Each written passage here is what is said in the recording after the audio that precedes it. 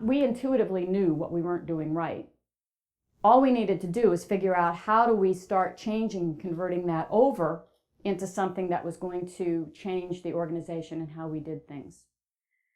So we had a number of discussions with Susan and the whole HQ team, and we really were struck by one discussion in particular, and I think that was really the pivotal moment when we realized that this was the way that we needed to move. When Susan was asking us how we thought we would like to deploy this throughout the organization, we were very patient-centered. We're all in healthcare, okay?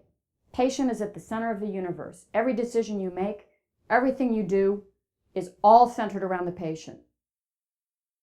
And she kind of stopped and she said, well, you know, I said, we're going to have to, our leaders have to understand, focus on the patient and figure out how we're going to change all of this. And she said, you know, what we realize in the restaurant business is if the waiter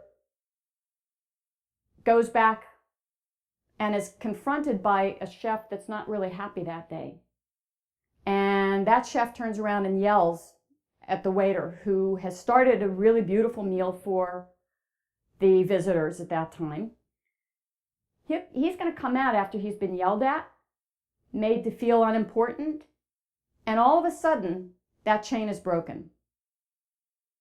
It really created for us a total paradigm shift.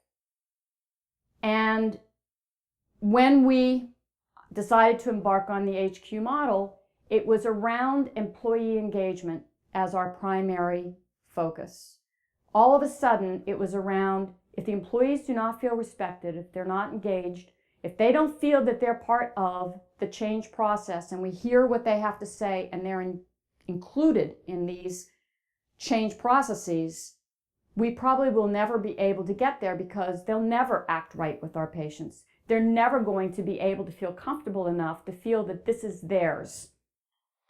So that was a real transformational moment, and I think that was the foundation of so much of what has been successful in what we've accomplished at LIJ through this process.